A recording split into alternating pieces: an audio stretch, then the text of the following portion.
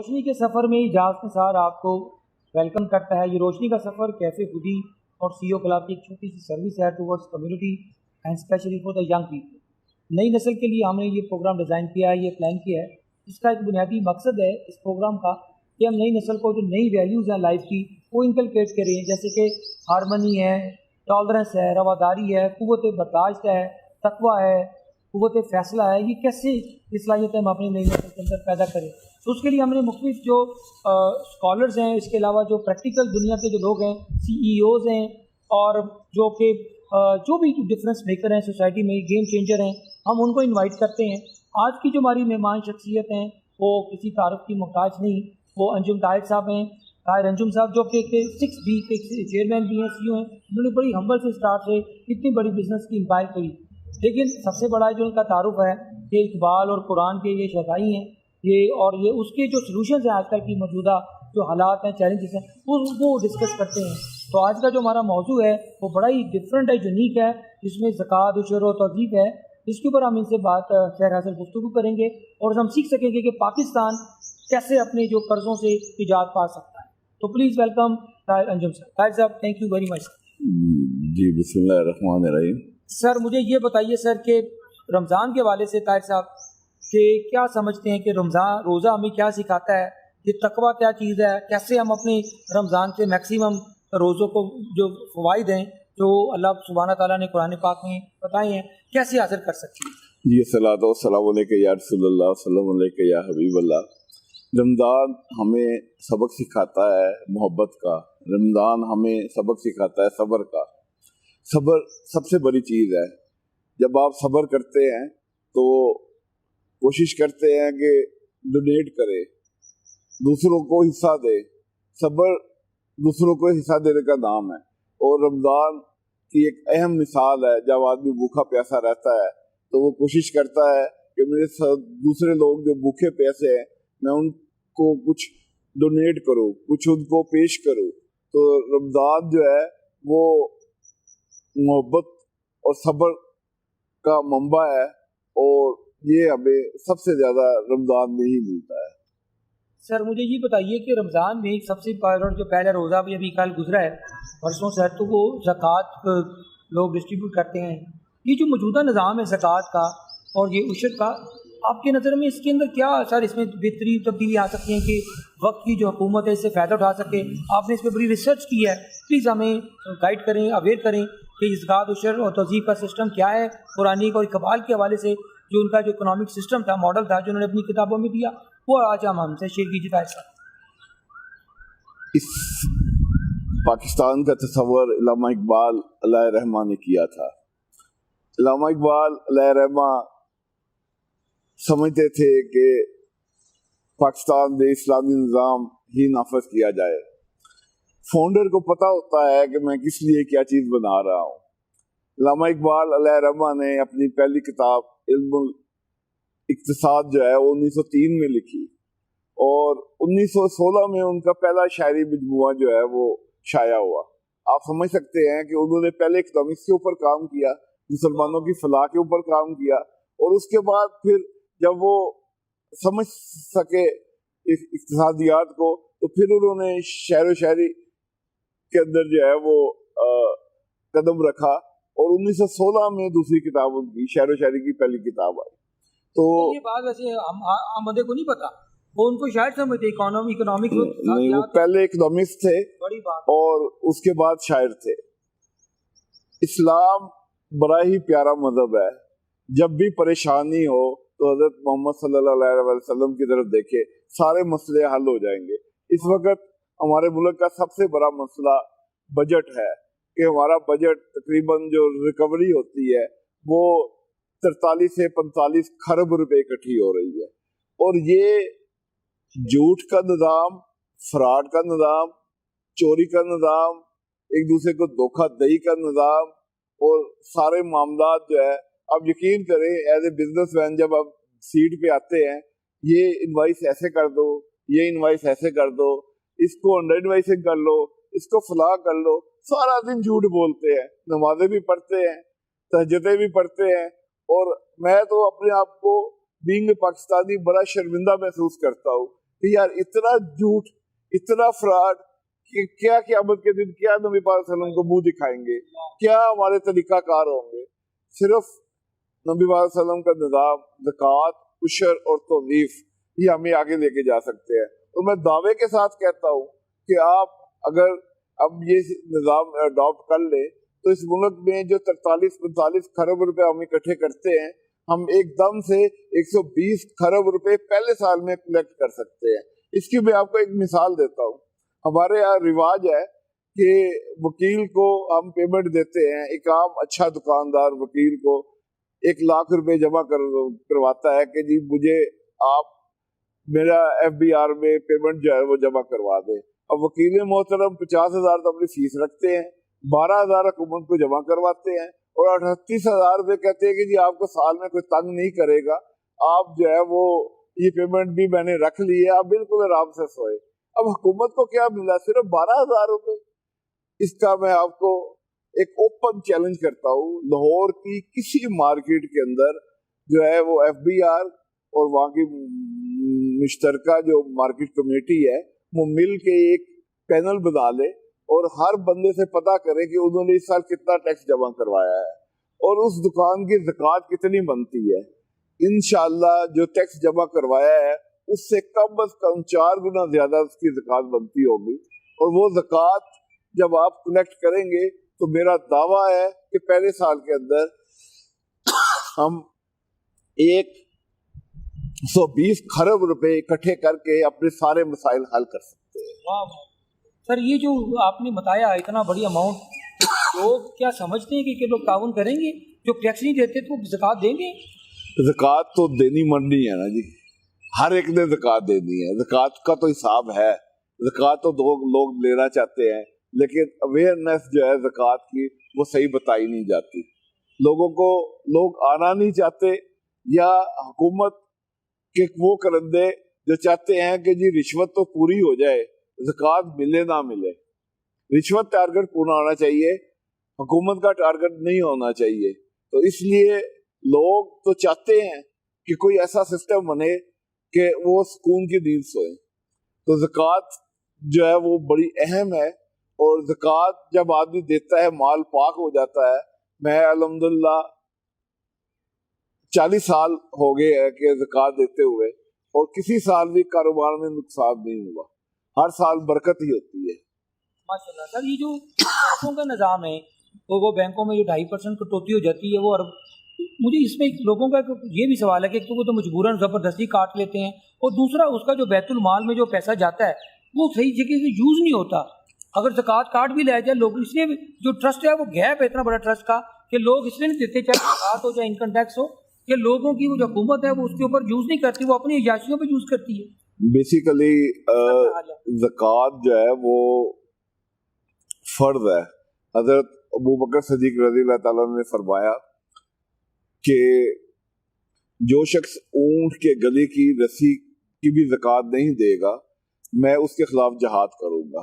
اور انہوں نے ایک بہت بڑا فارمولا بتایا، جو مال ہے اس پہ زکوٰۃ ہے، جو مال ہے اس پہ زکوٰۃ ہے. اس سلسلے میں ایک بڑی لمبی تمہید جو ہے وہ آپ کے سامنے رکھنا چاہتا ہوں کہ آپ ایک بیٹے کو، آپ کے 3 بیٹے ہیں، ان کو آپ 1-1 کروڑ روپیہ دے دیتے ہیں کہ آپ جو ہے وہ کاروبار کریں. پہلا بیٹا گھی آٹا چینی یا ٹریڈنگ کا کام کرتا ہے، اور کسی مہینے 0.5%، کسی مہینے 1%، کسی مہینے 2%، اور کسی مہینے کچھ نہیں کماتا. تو وہ سال کے بعد اس کا سرمایہ جو ہے وہ 9 لاکھ کے قریب بن جاتا ہے، انکریز ہو جاتا ہے، اور وہ اس پہ زکوٰۃ دے دیتا ہے. دوسرا بیٹا جو ہے وہ کھیتی باڑی کرتا ہے، سال میں اس کی 2 فصلیں ہوتی ہیں، اور دونوں فصلوں کے اوپر جو ہے وہ بارانی کے اوپر جو ہے وہ 10% اور نہری کے اوپر 5% عشر پیش کرتا ہے. اور وہ تیسرا بیٹا جو ہے وہ انڈسٹری لگا لیتا ہے. اب انڈسٹری کے اوپر وہ 80 لاکھ روپے کی مشین لے لیتا ہے اور 10 لاکھ روپے کا ورکنگ کیپٹل کر لیتا ہے. 10 لاکھ روپے جو ہے وہ گاڑی لے لیتا ہے اور اپنا آفس بنا لیتا ہے. سال کے بعد وہ عام علماء کرام کے پاس جاتا ہے کہ میری زکوٰۃ کتنی بڑی ہے، وہ کہتے ہیں جی ورکنگ کیپٹل کتنا ہے، 10 لاکھ روپے، بس اس پہ زکوٰۃ دے دو، اور باقی چیزوں کی وہ چھوٹ کسی نہ کسی بہانے جو ہے نا وہ موجودہ علماء کرام ان سے دے دیتے ہیں، اس کا سرمایہ بڑھتا رہتا ہے، وہ ایک مشین کم پڑ جاتی ہے، اس کے بعد وہ دوسری مشین، تیسری مشین، چوتھی مشین، ایون وہ اس کا سرمایہ جو ہے وہ 1 کروڑ سے 50 کروڑ ہو جاتا ہے، لیکن وہ ورکنگ کیپٹل پہ ہی زکوٰۃ دیتا رہتا ہے۔ یہ انڈسٹری کے لیے ایک بہت بڑا خلا ہے۔ اس سلسلے میں سید ریاض شاہ صاحب اور ڈاکٹر حمزہ صاحب اور حمید الدین صاحب جو آج کل فرانس میں ہوتے ہیں، انہوں نے بڑی تفصیل سے لکھا ہے کہ انڈسٹری ہی پوری زکوٰۃ دے اور اس کے ساتھ توصیف دے۔ توصیف جو ہے وہ سمجھے کہ سیل ٹیکس کے قریب ہے۔ ڈاکٹر شیرازی اور ڈاکٹر بابر صاحب نے جو تحقیق کی ہے، انہوں نے بڑا تفصیل سے مکالمے لکھے ہیں۔ انہوں نے بتایا کہ ہمارے ملک میں سیل ٹیکس کا جو ٹارگٹ بنایا جاتا ہے اس سے صرف 2% ہی ریکوری ہوتی ہے، باقی وہ ریکوری نہیں ہوتی۔ تو کیوں ہم 17% سیل ٹیکس لگاتے ہیں؟ ہم صرف 2% توظیف ہی لگائے، اور 2% توظیف جو ہے وہ عام جو کاروبار لوگ کرتے ہیں ان کے اوپر بھی 2% توظیف ہو، 2% سیل ٹیکس جو ہے وہ ہو، اور ہنرمند کے اوپر بھی 2% ہو، تو یہ ایک بہت بڑا توظیف جو ہے وہ کلیکٹ ہو جائے گا۔ آپ اسپیشلی دیکھیں کہ کرونا کے زمانے میں جب آپ لوگوں کو ڈونیٹ کرنا چاہتے تھے تو آپ کے پاس کوئی بایو ڈاٹا نہیں تھا، جو کہ ایک بڑی شرمناک بات تھی۔ ہر ملک کے پاس بایو ڈاٹا تھا، وہ انہیں پتا تھا کہ ہمارے ملک میں کہاں کتنے غریب ہیں، انہوں نے کیا پیش کرنا ہے۔ تو توظیف کے حوالے سے جب سارے ملک کا ڈیٹا ہو تو جیسے سوشل سیکورٹی نظام ہے، وہ آپ بڑے مزے سے اپنے ملک میں سوشل سیکورٹی نظام لا سکتے ہیں۔ جو شخص جتنا پے کرتا ہے وہ اپنا 2% دے دے۔ مثلا ایک بندے کی جو ہے وہ ریکوری جو ہے وہ دکاندار کی 1 لاکھ روپے روز کی ہے تو وہ 2000 روپے تو بڑے مزے سے دے سکتا ہے۔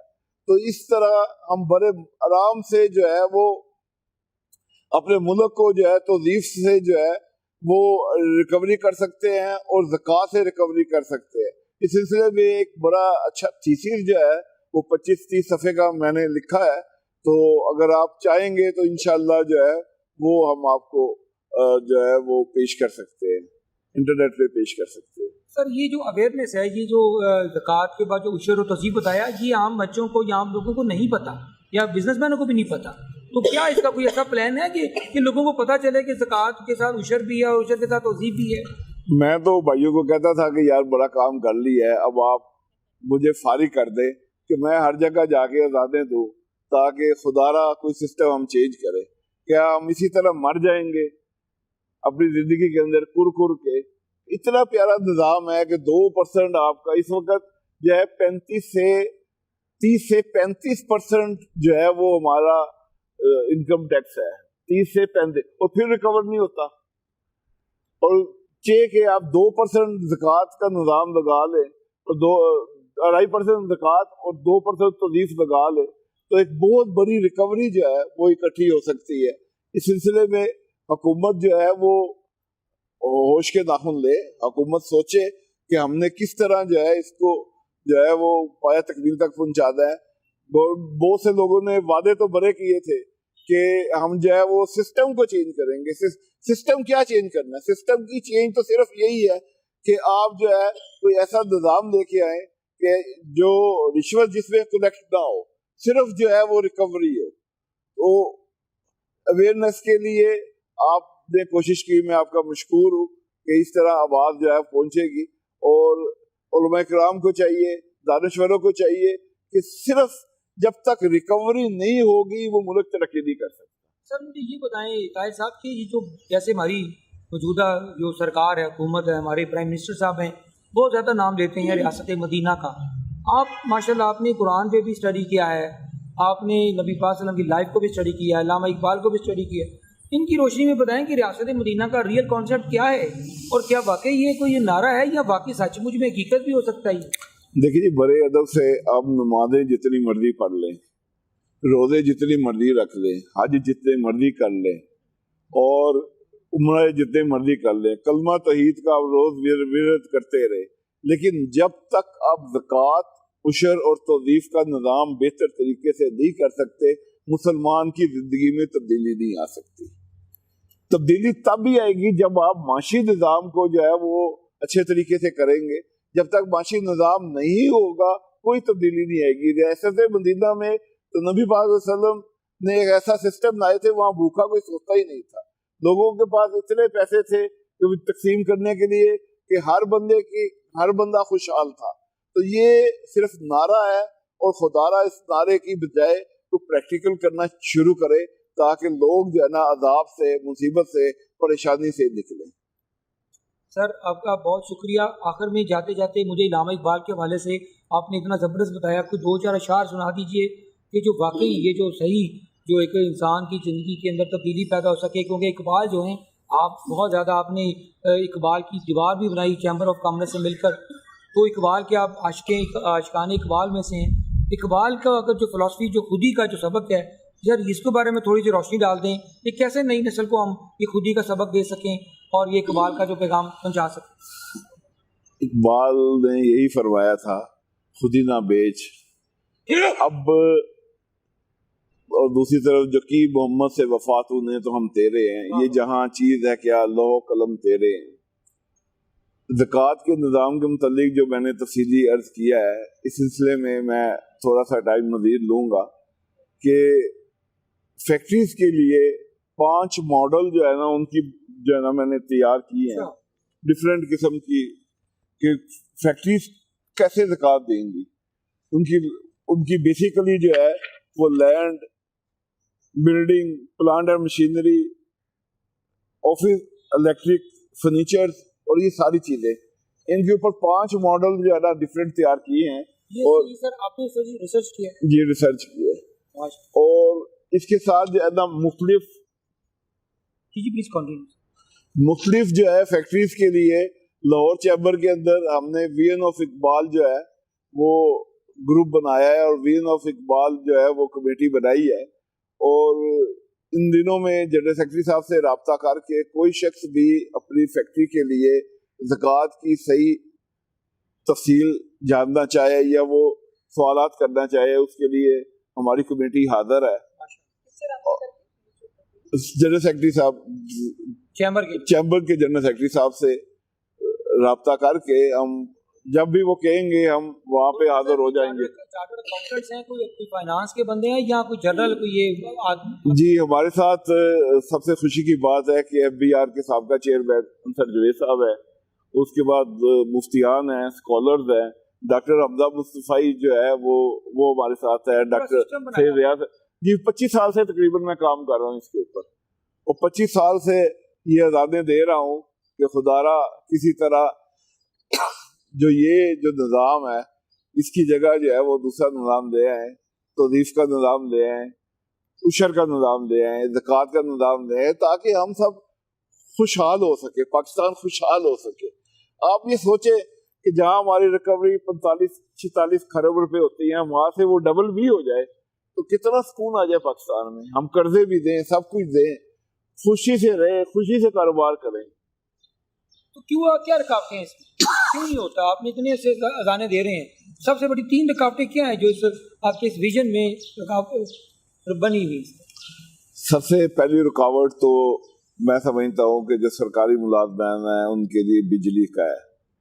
بجلی کے بل, یا میں ایک آپ کو بڑی کھل کے ایک بات پتا کروں, میں نے بڑی ریسرچ کی کہ یہ جو رشوت ہے وہ کہاں جاتی ہے, لوگ رشوت بیچارے کیوں لیتے ہیں, مجبوری کیا ہے.